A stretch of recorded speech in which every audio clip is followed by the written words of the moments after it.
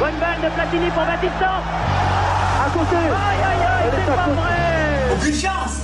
Mais aucune chance, les gars. On est en train de s'annuler toutes nos chances. Le football, il a changé. Je viens pas dans ma zone, présente ta zone.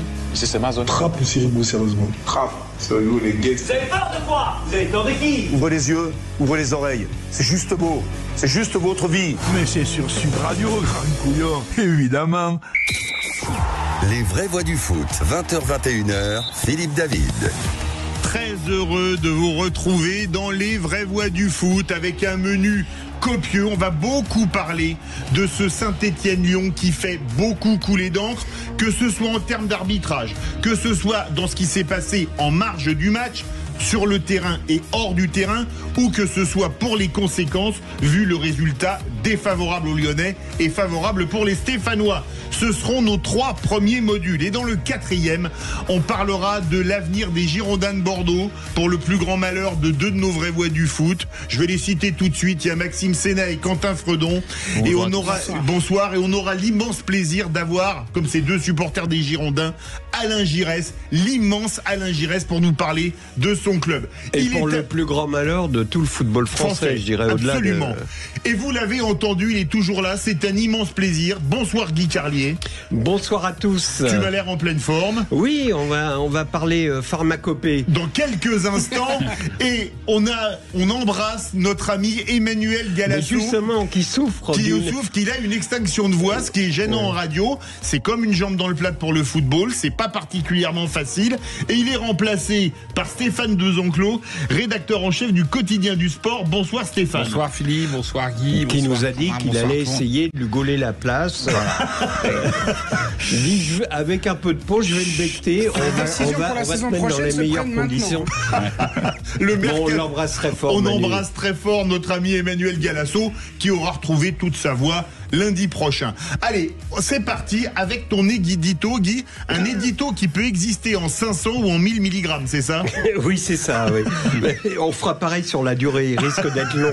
Lundi matin, sur les réseaux sociaux, le numéro 1 des tendances, vous savez, le mot, le hashtag. Le hashtag le plus utilisé, le mot qui fait l'objet de plus de tweets, c'était ni Trump, ni Gaza, ni même le pape, alors que ce dernier venait de mourir. Non. Le mot le plus populaire sur le net, c'était Doliprane. C'est une histoire qui tourne autour de ce court moment de gloire, vous savez, dont parlait Andy Warhol, que chaque homme va vivre au cours de sa vie. Les stades de foot sont propices à ce moment de gloire pour les cons. Ceux dont on devine la misérable existence lorsque leur grosse voix inculte vient souiller une minute de silence, ou celui, comme à Geoffroy Guichard, qui en est dans sa vie à prendre une pièce de 10 centimes dans sa poche pour la balancer sur la tête de l'arbitre de touche. On imagine ce qu'il faut de détresse dans une vie pour en arriver à faire ça.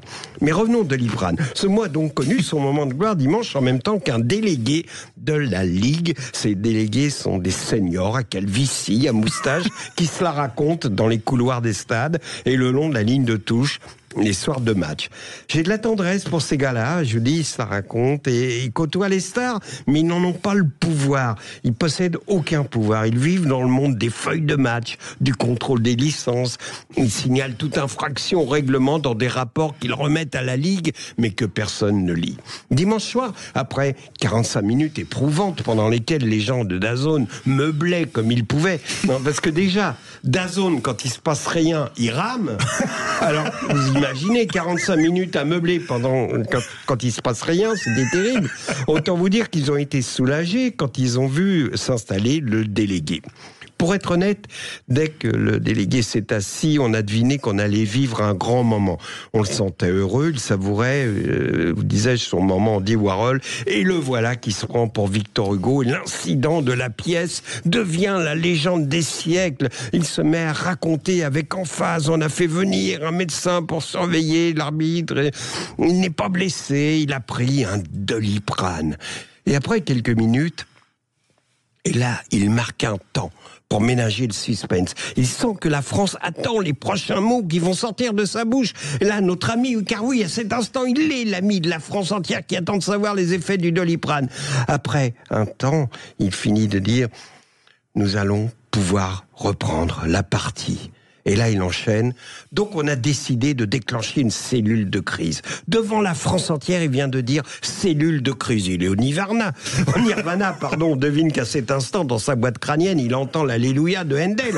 Au soir d'une vie de labeur, le destin lui permet de prononcer la locution cellule de crise devant la France entière. Et voilà, comme s'il était avec des potes au bar du 4-21 sur la Nationale. Il remonte la manche de son impair pour regarder sa montre et conclut: on va y aller à 22h15, on reviendra sur le terrain. À cet instant, j'ai cru qu'il allait dire: bon, tiens, Michel, remets une tournée pour tout le monde. Il nous a bien fait rire, le délégué. Mais plus j'y pense, plus j'ai de la tendresse pour lui. Parce que ce gars qui vient du monde amateur, ce gars du cru, avec sa diction, son accent du terroir, ça sent le district, ça sent les échelons de la Ligue. Et dimanche, à Geoffroy Guichard, chez lui, qu'on a envoyé en première ligne, qu'on a envoyé au feu. Et c'était un peu sa finale de Coupe de France. En tout cas, mon gars, merci pour le Doliprane. Quant à nous, Philippe, il est 20h09, je regarde ma montre, on revient sur le terrain, comme les Stéphanois et les Lyonnais sont revenus dimanche. Le moins qu'on puisse dire, c'est que c'était un édito qui avait du cachet. Oui. Et qui fait pas mal à la tête. Merci Guy Carlier. Allez, on va parler, merci encore pour cet excellent édito médicamentesque. Notre ami Alexandre Corboz, rédacteur en chef du But Football Club, nous a rejoint. Salut Alexandre. Bonsoir, et très joli édito, Guy. Bonsoir Alexandre. Je me suis régalé. Alors, on va commencer par parler de l'arbitrage. Tiens, on va commencer avec toi, Stéphane. Théoriquement, la VAR, c'est fait pour empêcher les erreurs des arbitres. Et quand on voit le tacle, la faute de Stassin sur Tolisso, la VAR a empêché une bonne décision. Comment, c'est fou, non? Ouais, c'est incroyable. Moi, vu de l'extérieur, ce que je pense qui a créé un peu la confusion au début, c'est quand l'arbitre François Le Texier évoque un coup sur le genou. On peut rappeler l'incident. Le contexte. Tassin. Mais une semelle, on va appeler ça une grosse semelle, sur on ne sait pas très bien, mais nous, ça nous semble sur la cheville de Tolisso. Et un geste visiblement, évidemment involontaire, pas méchant en tout cas, mais d'une gravité absolue.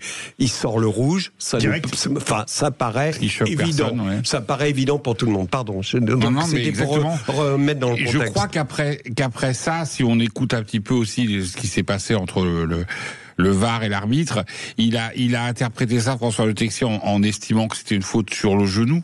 Donc l'arbitre, peut-être le VAR, c'est ce qui déclenche peut-être tout, qui n'a pas été assez dit, lui dit ça n'est pas le genou, c'est la cheville. D'ailleurs, on t'invite à venir voir. Donc on peut considérer peut-être qu'à ce moment-là, effectivement, il lui dit tu te trompes, c'est pas le genou, c'est la cheville, donc viens voir. Oui. Et ce qui est quand même assez incroyable, c'est qu'en voyant il enlève le carton pour passer au jaune. Et voilà. Et pourquoi? Tout simplement parce que François Le Texier est complètement hyper concentré et hyper obnubilé par le règlement. Donc il suit le règlement, et le règlement du foot dit qu'à partir du moment où l'agression entre guillemets est à une certaine hauteur, c'est-à-dire sur le pied, il la juge assez basse, près du pied, donc il a voulu jouer le ballon et pas haut, et il s'arrête à ça, et c'est ça, je pense, qui lui fait enlever le carton. Qui fait la baisse de son jeu. Effectivement, on a entendu les vocaux de ce que tu viens de dire, et effectivement, ils lui disent, regarde, va voir, donc il intime l'ordre à Le Texier, la VAR intime l'ordre à Le Texier d'aller voir sur l'écran, en lui disant, regarde, c'est pas la cheville, c'est le pied. En gros, déjà, ils orientent sa décision. On en a parlé en préparant cette émission, autant le dire tout de suite, on a un différend notamment avec Alexandre sur les raisons. Moi je suis persuadé que il prend cette décision en tant qu'arbitre compétent, parce que c'est évident, ça paraît évident, le rouge sur ce projet, et tout à coup à la VAR, il y a une prise de conscience de ce que ça implique, ce geste. Ça veut dire, Geoffroy, il tue le héros de Geoffroy Guichard qui vient de marquer. Sassin, c'est Patrick Devers dans Coup de tête.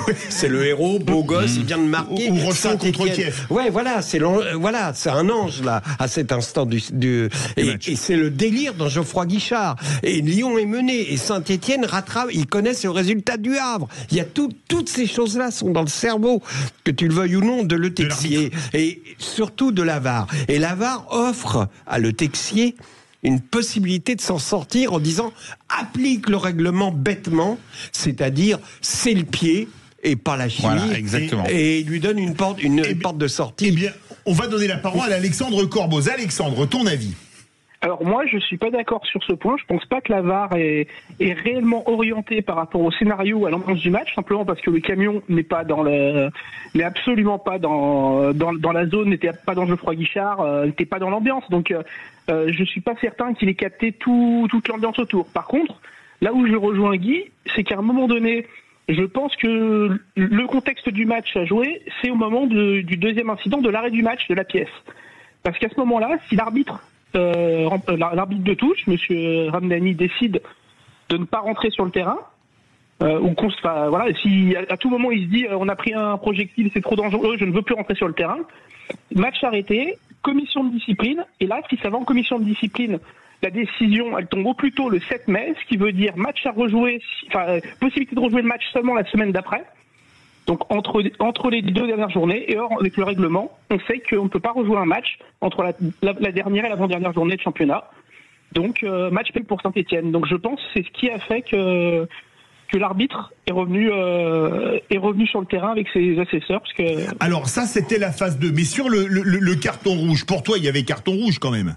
Ah oui, bien sûr qu'il y avait carton rouge, et je pense que c'est une erreur de lecture complète de la VAR.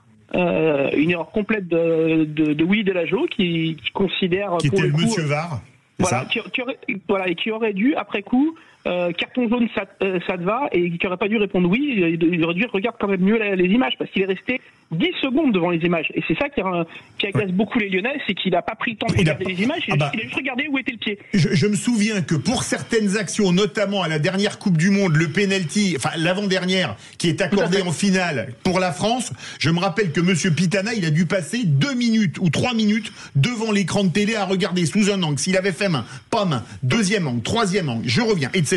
Là, ça a été rapide. Ce débat est passionnant. On va continuer à parler du carton rouge et des conséquences sur un match. Et sur ce match, restez bien avec nous dans les vraies voix du foot. Retour des vraies voix du foot avec Guy Carlier, Stéphane Desenclos, rédacteur en chef du quotidien du sport, qui remplace Emmanuel Galasso, qu'on embrasse. Petite extinction de voix, Alexandre Corboz, rédacteur en chef du But Football Club, Maxime Sénat et Quentin Fredon. Les gars, vous m'avez mis un souvenir en mémoire. Tu as dit, Guy, oui, avec l'enjeu du match, il s'est dit, je vais pas expulser Stassin comme ça. Je vais vous prendre un exemple qui m'avait fait hurler devant ma télé. C'était la finale de la Coupe du Monde 2010 entre les Pays-Bas et l'Espagne. Je me souviens de De Jong qui met un coup de karaté dans la poitrine de Xabi Alonso et de Van Bommel qui découpe Iniesta en première mi-temps. Et les 2 fois, l'arbitre, c'était monsieur Howard Webb, un arbitre anglais, mais 2 fois carton jaune, alors que les Néerlandais auraient dû jouer à 9, mais en se disant, je peux pas faire qu'une équipe joue à 9 une finale de Coupe du Monde. C'est incomparable, il y avait pas de VAR à l'époque. Non mais le coup de pied dans la poitrine, la pression psychologique. La pression psychologique. Est-ce qu'un arbitre doit mettre les cartons en fonction de l'enjeu du match ou en fonction de l'application du règlement? C'est inconscient. Je veux pas faire de la psychanalyse de prise unique. mais le Texier, c'est soi-disant, et je pense, c'est pas faux, un des meilleurs arbitres du monde. Ah oui, donc, la preuve, il a été mis pour Arsenal, on sait bien, les compensations existent sans arrêt. Quand tu as un penalty pour une équipe qui a été accordé dans une enceinte adverse, tu vois ce que je veux dire. Manchester United, là, jeudi dernier. Tu sais que la moindre faute de l'autre côté, il y aura compensation. Penalty. Ça existe, ça, et ce sont des arbitres de très haut niveau. C'est quelque chose. C'est une pression psychologique de compensation. Là, il s'est retrouvé tout à coup devant quelque chose qu'il n'a pas pu assumer. Il faut des couilles pour mettre un rouge à Stassin à ce moment du match. Geoffroy Guichard. Qu'est-ce que tu en penses? Faut arbitrer selon l'enjeu ou selon la règle, Stéphane? Selon la règle.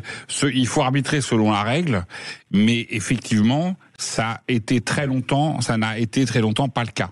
Exemple de ton exemple, la Philippe, finale de la Coupe du Monde 2010. La finale de Coupe du Monde 2010. Et puis dans l'esprit, il y a aussi, il aurait pu aller voir Tolisso. Il n'a même pas été voir dans quel état Tolisso. Bien sûr, c'est pas non plus le règlement. Le règlement dit pas l'arbitre devra aller voir, mais je pense se doute que ça doit jouer aussi dans la décision. Si le gars, on voit qu'il a les ligaments. Je pense que ça joue beaucoup dans l'exemple du match de dimanche. Le profil, le caractère, la caractéristique d'un arbitre comme François Le Texier, qui a été nommé meilleur arbitre du monde et qui a arbitré, pour ceux qui ne savent pas, qui était l'arbitre de la finale de l'Euro 2024, qui était l'arbitre. Je crois que c'était l'arbitre aussi de Arsenal-Real Madrid.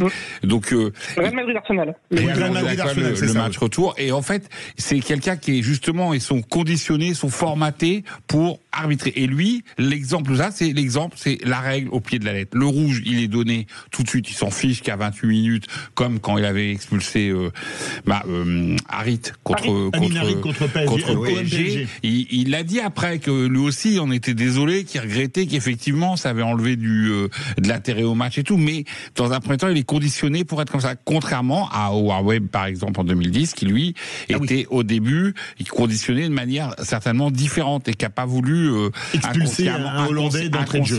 Inconsciemment, il n'a pas voulu le faire. Aujourd'hui, les arbitres, ils n'ont pas du tout le même profil, ils sont beaucoup plus expérimentés et ils réagissent complètement différemment. Alexandre Corboz veut réagir, rédacteur en chef du But Football Club. Oui, en fait, je pense que là-dessus, on oublie, quand on parle du contexte, arbitrer pour contexte, on oublie la santé du joueur, parce que, pour le coup, il y a un joueur qui sort sur civière, qui plus est le meilleur joueur de Lyon. Oui. Et les Lyonnais, en se plaignant en pré-match, notamment Mathieu Louis-Jean, le directeur technique de l'OL, qui a parlé après le match et qui a dit, qui a mis les termes sur ce qui s'est passé. Lui est convoqué devant la commission de discipline en prime, donc il va être sanctionné. Ça c'est nul.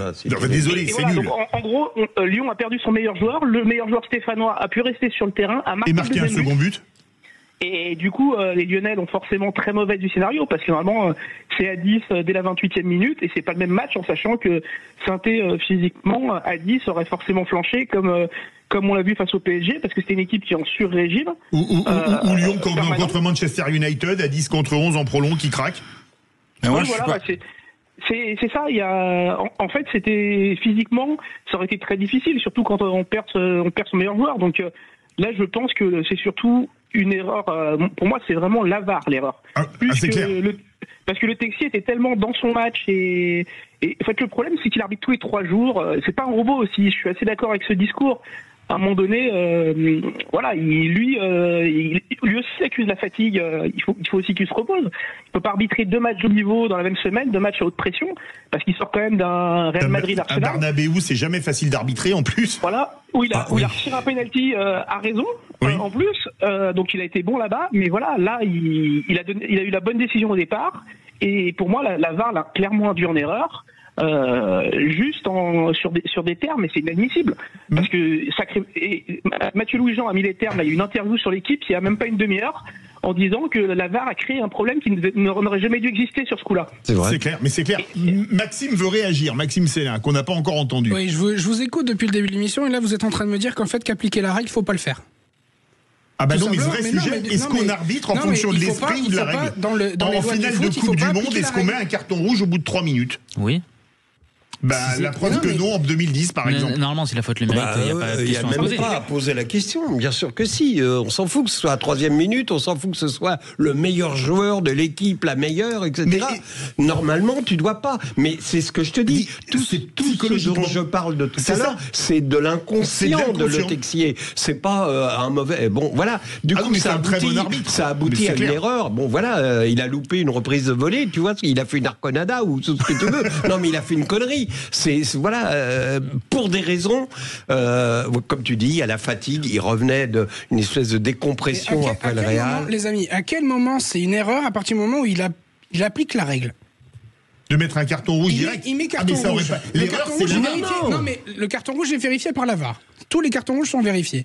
La VAR lui dit, c'est sur le pied. La règle dit, semelle au-dessus de la cheville, c'est rouge, sur le pied, c'est jaune. Il applique la règle, carton jaune, on continue.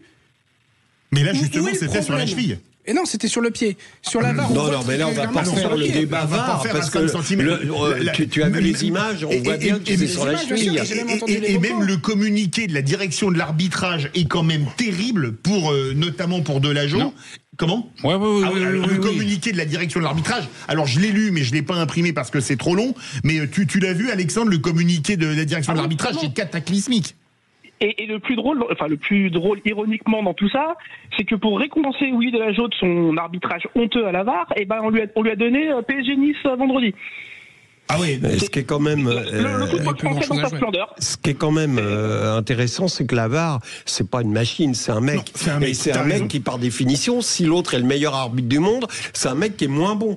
Et qui a envie de. Donc, voilà. Mais pour en revenir à ce que dit Maxime, les images parlent d'elles-mêmes. On va pas mesurer au centimètre près. Il flingue. Le gars peut avoir une fracture de la cheville. Moi, je suis d'accord. Moi, je suis tout à fait d'accord, partisan, tout à fait d'accord avec ce que dit Maxime.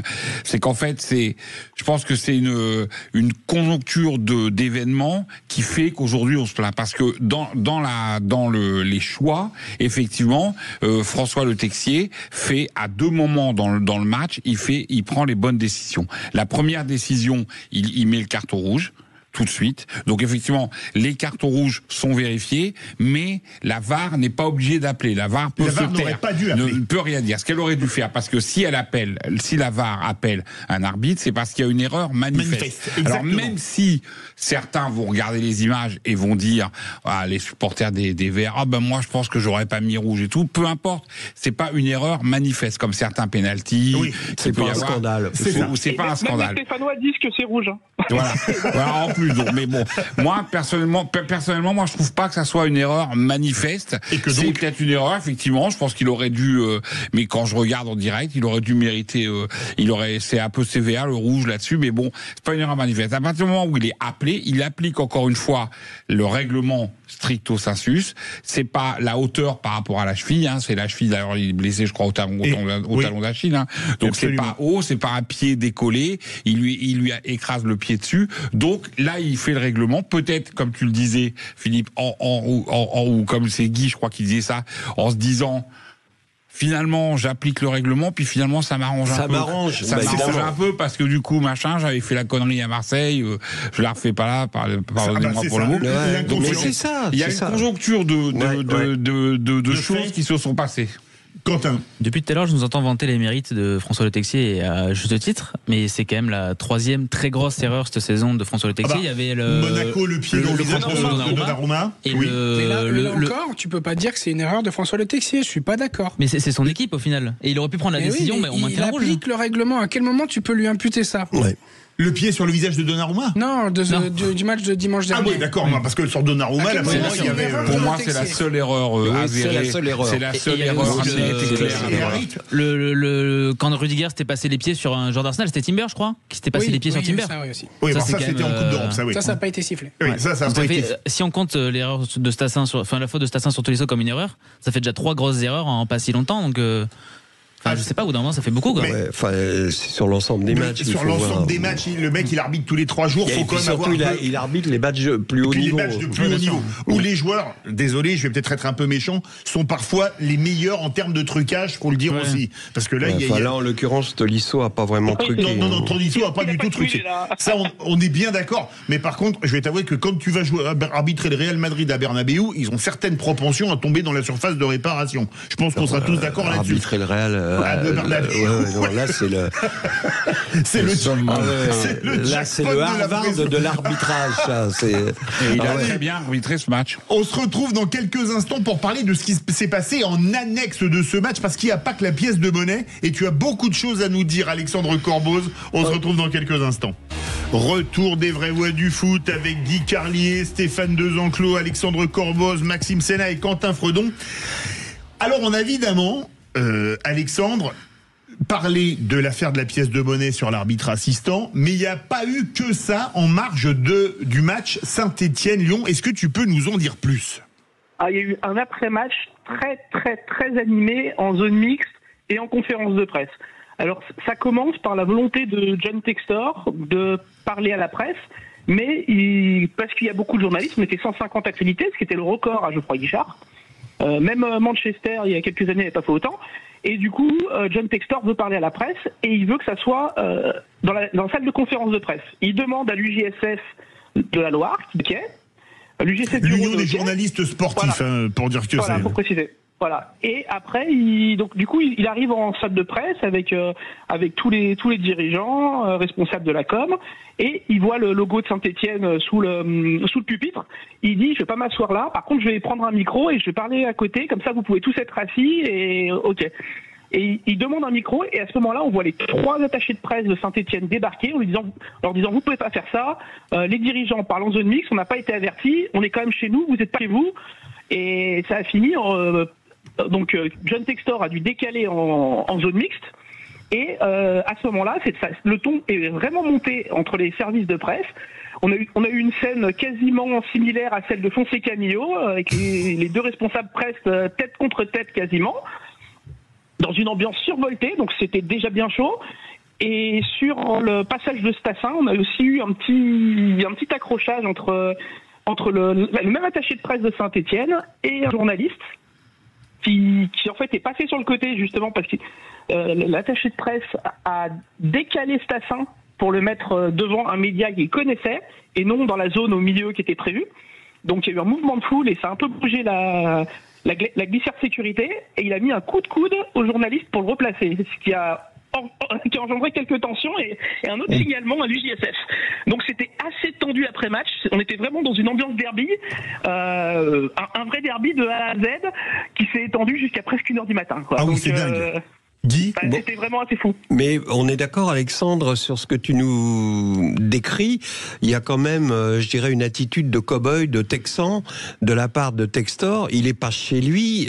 S'il veut parler, il demande au moins à la com de Saint-Étienne ou au club, aux responsables, soit à la salle où il voulait s'installer. Mais il y va pas. Il y va pas de lui-même. Il est pas. Il manque pas de respect en disant je m'assois pas parce qu'il y a un écusson de Saint-Étienne sous la table.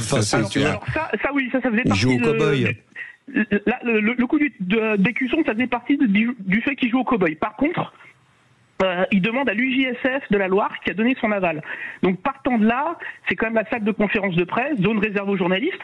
Le club stéphanois est tenu d'amener les joueurs, mais normalement, c'est pas à eux de décider pour le coup, ça, c'est bien l'UJSF. Et du coup, c'est vrai qu'ils ne sont pas parlé entre les 2 services de presse pour faire ça. Et c'est ce qui a tendu énormément les Stéphanois. Ça, c'est sur la forme, mais sur le fond, donc qu'est-ce qu'il avait à déclarer, Textor, là, dans cette... pourquoi il provoquait ce... il a évoqué le bilan, quoi. Voilà, des rectifications, des changements avec la VAR qui sont anti... Et puis comme en ce moment, il a un petit vent qui souffle derrière lui, que le président du Paris Saint-Germain, le président Labrune, tout le monde lui en veut, machin et tout, il en profite à souhait, quoi. D'accord. Mais c'est... Là, il n'a pas joué là-dessus, il n'a pas du tout joué là-dessus. Et pendant 10 minutes, il a fait pas ton rouge, du fait que personne ait voulu dialoguer après le match, et il est revenu une deuxième fois. Il a fait 9 minutes 17 pour être précis en zone mixte, et il est revenu une deuxième fois pour 40 secondes pour rectifier la fin, parce qu'il a eu entre-temps la possibilité d'échanger avec François Le Texier.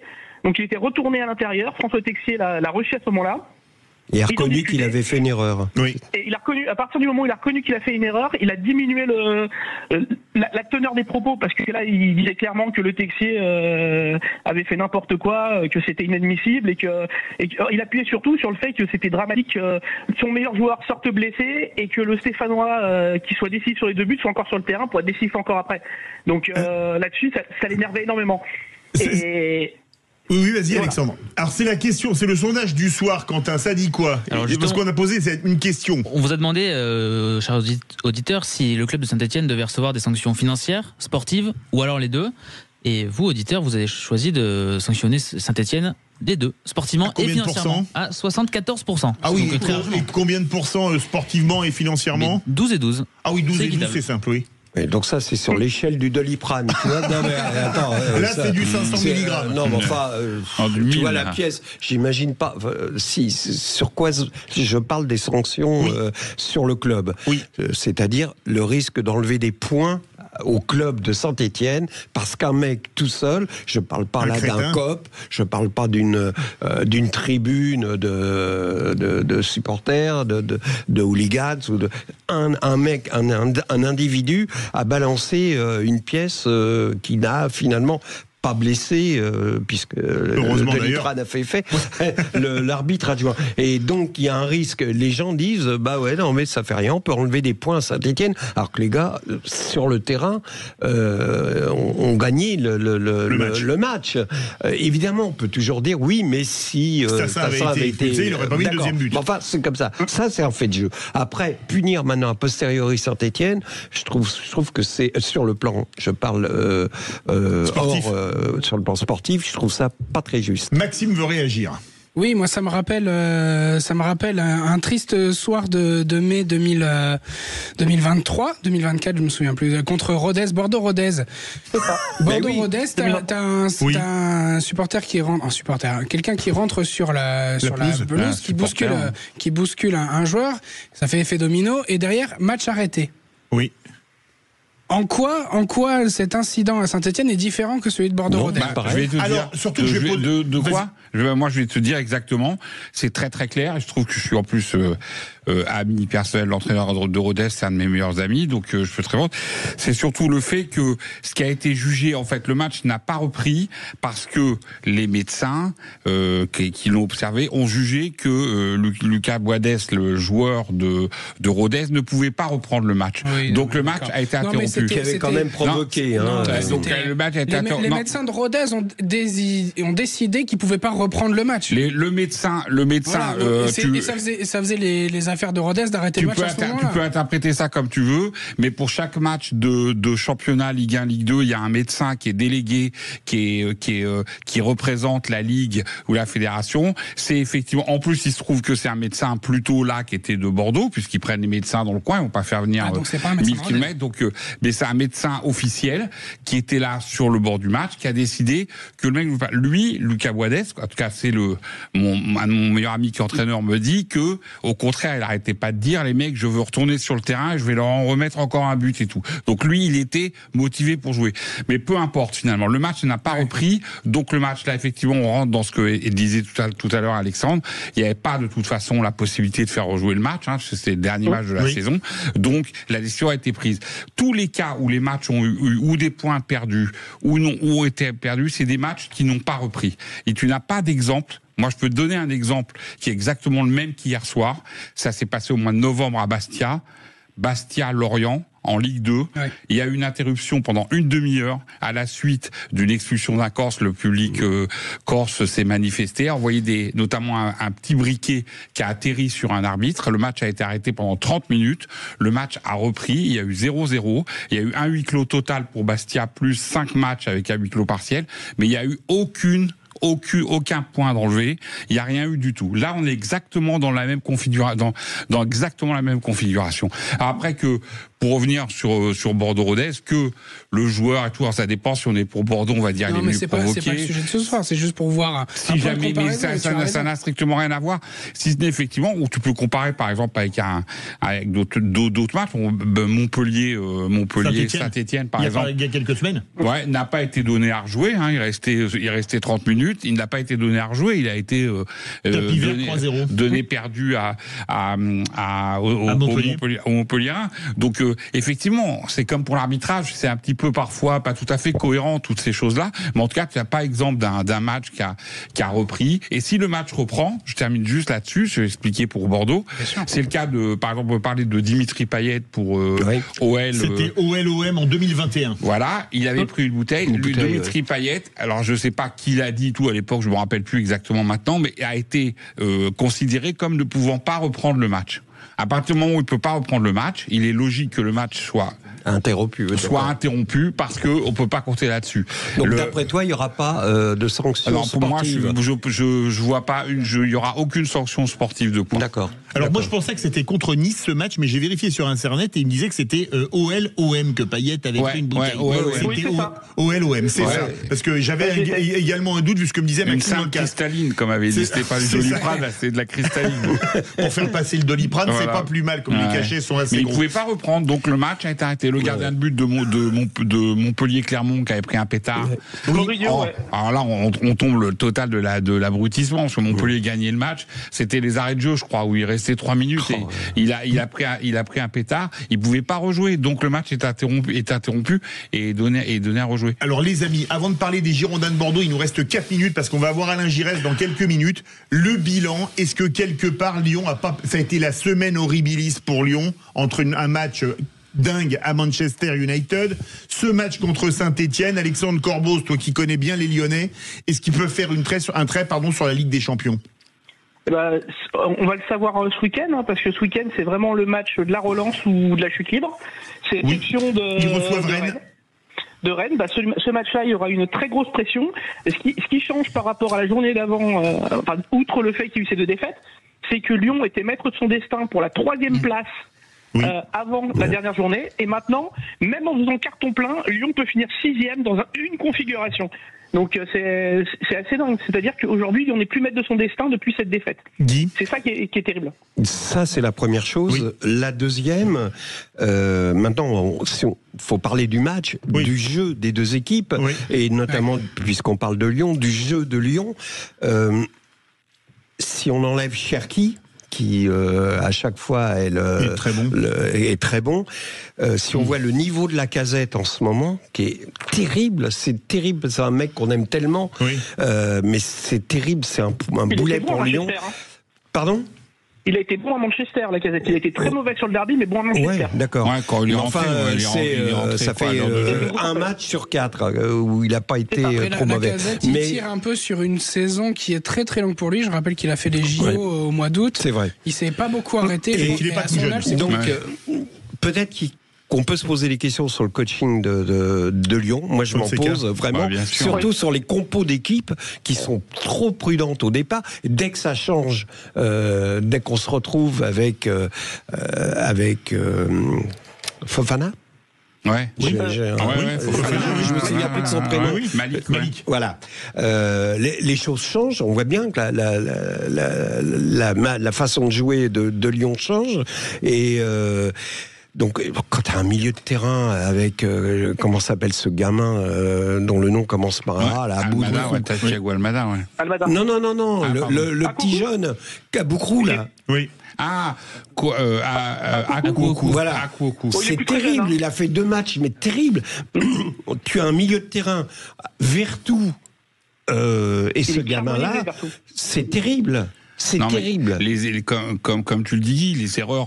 C'est pour ça que moi ça m'agace qu'on parle trop de ces cartons-là et tout, parce que les erreurs de Alexandre, je pense que tu dois être peut-être d'accord avec moi, les erreurs quand même de Paulo Fonseca sur les 2 matchs, sur Manchester et sur Saint-Etienne, mais c'est une catastrophe, quoi. C'est incroyable, quoi. Moi, je reproche sur Manchester une seule chose, après coup, c'est vraiment la non-entrée de Matic, parce qu'il a perdu Matic. Aujourd'hui, Matic, ce week-end, il a décidé que la douleur qu'il avait au dos depuis des semaines était trop difficile à supporter et il était forfait. Oui, il a fait pareil à Rennes. C'est pas un gros motivé, Matic. Non, c'est pas. Matic, il l'a tué et il l'a perdu en lui donnant 0 minutes face à Manchester. Mais il l'a humilié même. Il l'a humilié en le mettant.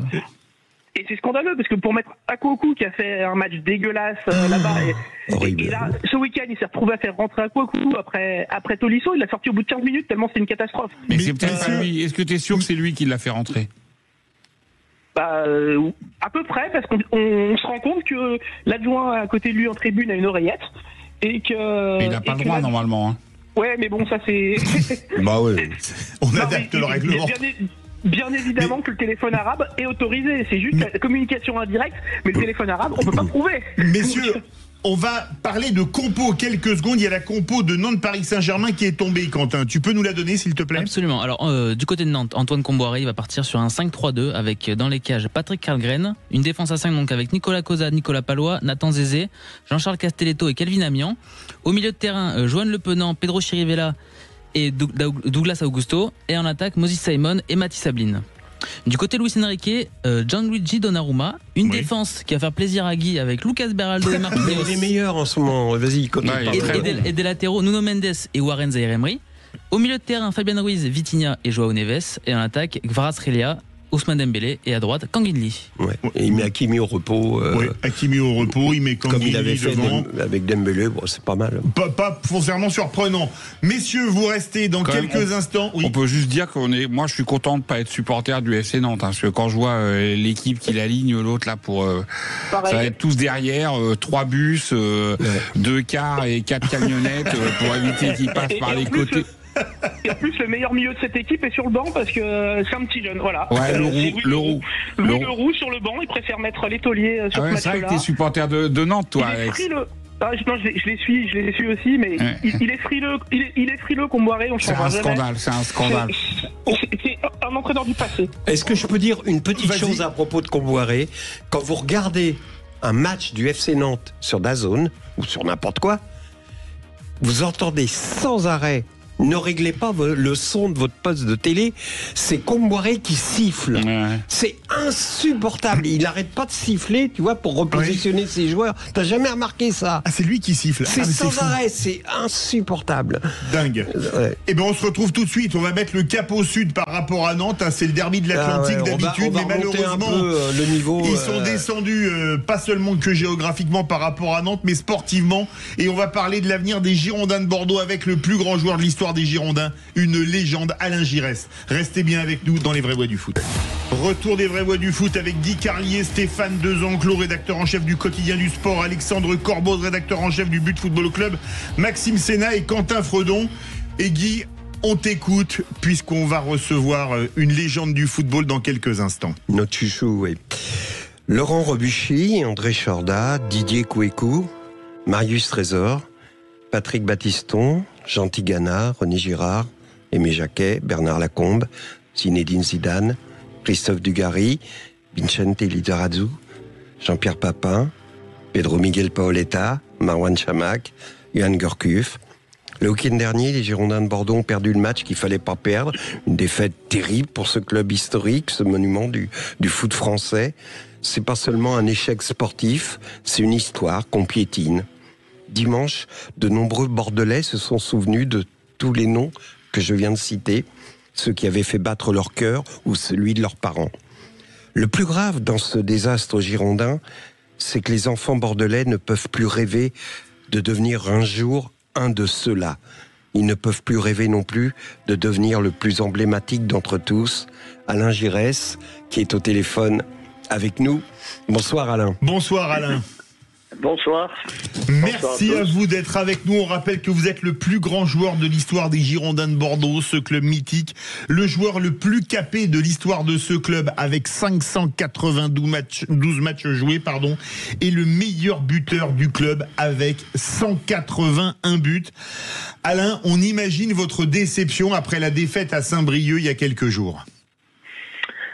Oui, c'est une déception qui vient s'ajouter à l'immense déception de se retrouver ce club dans cette compétition, fini le professionnalisme, puis de transformation. Enfin, la déchéance totale et complète de ce club qu'on ne pouvait jamais imaginer, jamais quand je l'ai connu, comment il est fonctionné, comment il était structuré, organisé, que ça puisse un jour arriver. Malheureusement, c'est la triste réalité aujourd'hui. Alors Alain, on a 2 supporters historiques des Girondins de Bordeaux dans nos Vraies Voix du Foot, Maxime Sénat et Quentin Fredon. Maxime, qu'est-ce que tu voudrais dire à Alain Giresse? Alors moi j'étais pas là pour admirer les exploits d'Alain à l'époque parce que je suis un Bordelais de 1995 malheureusement. Ah oui. Je suis né en 1995. Donc peut-être Zidane en 96, mais c'était petit. J'étais très jeune. Non, mais mes premiers émois avec Bordeaux, c'est avant tout la bande de Gourcuff avec Chamakh. Oui, Chamakh et compagnie, oui. Et tout ça. Et non, ce que je voudrais dire, c'est que beaucoup de Bordelais et de supporters des Girondins sont énervés ce soir et puis depuis samedi après-midi, tout simplement parce que ce club ne tourne pas rond depuis 2021. En fait, voire même avant, depuis que Kickstream est arrivé, depuis que M6 a vendu aux Américains, les Américains qui ont piqué dans la caisse, on a accueilli un actionnaire qui s'appelle Gérard Lopez en 2021, qui promettait de sauver le club et de remettre les choses en ordre. Et on s'aperçoit que cette personne nous ment chaque saison. On a des objectifs chaque saison. On devait remonter en Ligue 1 directement après la descente sportive en Ligue 2. On a raté à une place. On devait remonter la saison suivante. Malheureusement, ça ne l'a pas fait sportivement et il n'a pas eu les reins assez solides pour pouvoir mettre le club là où il devait rester. Du coup, on est descendu en National 2. Aujourd'hui, on devait remonter un projet, repartir de plus belle avec un nouvel esprit, un mal pour un bien, ce qu'il disait. Aujourd'hui, on rate encore la montée avec des tensions dans le club depuis un mercato de janvier désastreux. Et un club vidé de son essence. Et je veux parler des salariés qui sont partis suite à un plan de départ et le manque d'argent apporté par cet actionnaire. Alors aujourd'hui, pourrait y avoir des solutions, on va peut-être en parler, mais encore une fois, ce monsieur que je veux pas nommer ment aux supporters bordelais en disant que d'éventuels repreneurs n'ont pas les reins assez solides et que lui est là pour longtemps. Moi, j'ai juste envie de dire, comme beaucoup de supporters ce soir, monsieur, partez très vite et partez très loin. Voilà. Alain Giresse, coup de cœur d'un supporter des Girondins de Bordeaux. Oui, je le comprends, il a bien raison, effectivement. Je crois qu'il résume effectivement la situation où on va de situation qui se dégrade de jours, voire de mois et de saisons. Voilà, maintenant on a du mal à entrevoir effectivement les perspectives de où ça va finir, comment ça va se terminer. On craint le pire. C'est un club qui est en suspens, qui est en alerte permanente sur le plan. On vient de parler du sportif, mais sur les finances également. Vous vous rendez compte un petit peu, je veux dire que ces gens-là et ces dirigeants que moi non plus je ne vais pas citer, qui justement ont pris comment ont-ils pu délabrer ce club, le détruire complètement. Évidemment, quand on entend plus que ce qui était préfet, c'est-à-dire supprimer le professionnalisme, plus de centres de formation, que c'était pour mieux repartir, pour mieux rebâtir. Mais rebâtir quoi ? Là, on n'a aucune vision, là. On est aujourd'hui, là, je suis comme le supporter, et moi aussi, je suis un observateur, qui déprime quand on voit les gens même dans cette situation, et sans avoir beaucoup de solutions. Ce qui est ahurissant, c'est de voir aussi l'impuissance des pouvoirs politiques locaux. Oui. Mais c'est une société, les clubs. Oui, c'est une société privée. On entend tous les jours parler, on entend tous les jours parler de l'État qui veut sauver des entreprises. Je vois pas pourquoi, mettons, la mairie de Bordeaux, la métropole, ne fait rien pour mettre dehors ce monsieur. Parce que justement, parce qu'il a la loi pour lui. Oui. C'est la triste réalité, malheureusement. Tout ce que vous dites, effectivement, c'est tout ce que nous souhaitons. Vous avez raison, pour assainir tout ça, repartir sur des bases maintenant qui seraient tout à fait repartir pour reconstruire et se relancer, effectivement, puisque vous l'avez dit, et à travers ce que vous dites, il y a une dynamique derrière qui s'enclencherait, parce que justement, en éliminant ces personnes, voilà, on aurait mis en place des gens qui voudraient construire avec tout l'apport qu'il peut y avoir au niveau populaire. Donc, voilà, on bute à ça et on peut tourner le problème dans tous les sens. Parce qu'il y a du monde pour pouvoir reconstruire ce club. On l'a vu notamment, et vous y étiez là, au 100 ans de l'Escure. Un événement formidable. Il y avait du monde, ça a rempli Chaban. Il y avait du beau monde sur le terrain. Il y avait du monde dans les tribunes. Il y avait de la ferveur, de l'engouement. Il y en a toujours pour ce club, mais plus pour l'équipe dirigeante qui est là aujourd'hui. Voilà. Ce que vous dites, c'est le plus bel exemple qui démontre un petit peu la ferveur, ce que ce club représente et ce que les gens attendent justement pour l'accompagner. Mais il y a toujours il y a toujours le mais qui est lié évidemment aux dirigeants. Comment peut-on faire confiance à ces personnes qui ont détruit ce club? Comment? Et oui. je dirais, sans oublier qu'il y a d'autres clubs en France qui l'a échappé belle quand il était aux mains de la même personne. Alain, quel est votre plus beau souvenir de match à Bordeaux? Pour finir sur des notes plus positives. Il nous reste 3 minutes, mais on va continuer. Non, mais moi, c'est mon plus beau souvenir, c'est mon histoire. C'est une histoire qui était totalement rêvée et totalement imprévue d'avoir joué là, dans ce club, dans le club de sa ville, de sa région, etc., de mon club de formation. Oui, voilà, aujourd'hui, on a beaucoup de stats, vous les avez cités, mais moi, j'ai jamais joué pour atteindre ces stats-là. C'est maintenant que je me rends compte que ça représente. Mais le plaisir, il n'est pas au travers des stats, il est au travers d'avoir porté ce maillot. Alain, juste pour atténuer la tristesse ambiante, il a raison, Philippe. Essayez de vous souvenir d'un match qui vous a rendu particulièrement heureux à Bordeaux, et non par conséquent, qui a rendu les spectateurs heureux, bien sûr. Est-ce que vous avez quelque chose qui est resté vraiment gravé dans votre mémoire et qui vous procure du bonheur à chaque fois que vous y pensez? Ouais, mais c'est je dirais que c'est d'abord mon premier match, parce que le premier match, il a toujours, c'est lui qui enclenche un processus, voilà. Après, il y a eu des grandes soirées, mais il y en a un qui a gardé dans les mémoires. Il y en a deux.